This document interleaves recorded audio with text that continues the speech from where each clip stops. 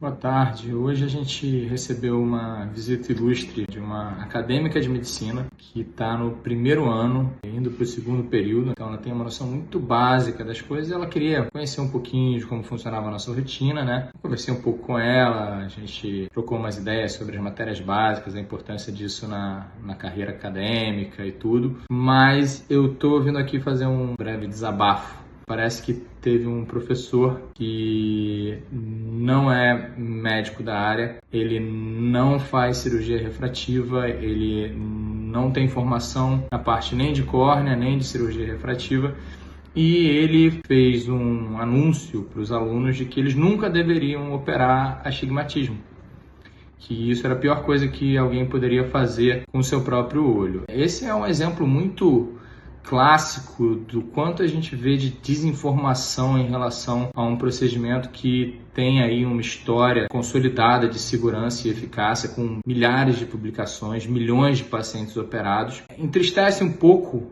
isso acontecer dentro de um ambiente universitário e de formação de médicos, né? Essa informação está sendo passada aí adiante com tanta irresponsabilidade.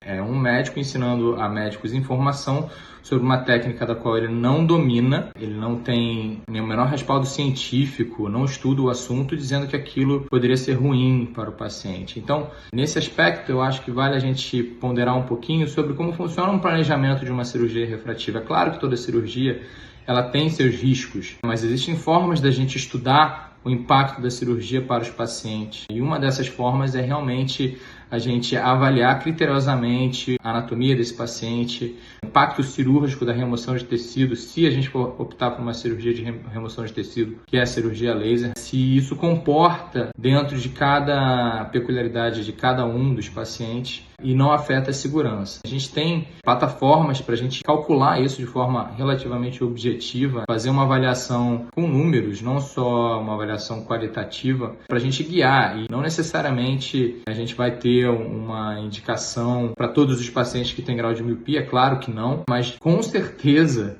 é um pouco irônico falar isso, com certeza pacientes com astigmatismo se beneficiam da cirurgia. A gente consegue tratar astigmatismo com a cirurgia laser. É só a gente realmente avaliar. Esse astigmatismo é um astigmatismo que ele é secundário a um outro problema ou é um astigmatismo congênito do paciente, um astigmatismo que é daquela córnea mesmo, natural. É uma córnea com uma espessura normal, que a gente pode muito bem mudar essa curvatura para equilibrar esses meridianos e corrigir o astigmatismo. É completamente diferente, por exemplo, de uma córnea que tem uma curvatura excessiva ou um deslocamento do ponto, do ápice, que indica uma deformação, e aí realmente a gente não poderia mexer nessa córnea para corrigir o grau do astigmatismo. Mas existem outras alternativas para corrigir o astigmatismo.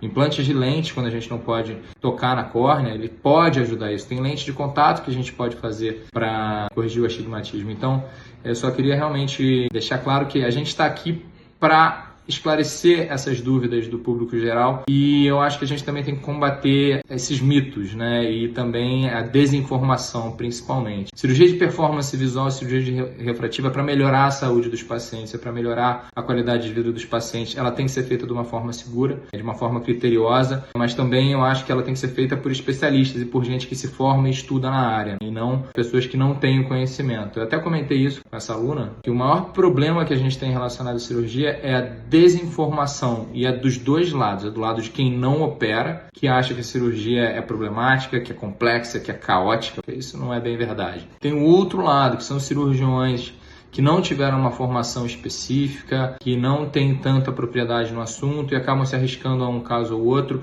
e extrapolam um pouco os limites aí de segurança da cirurgia e acabam sendo geradores aí de complicações que não deveriam ocorrer se o planejamento tivesse sido correto.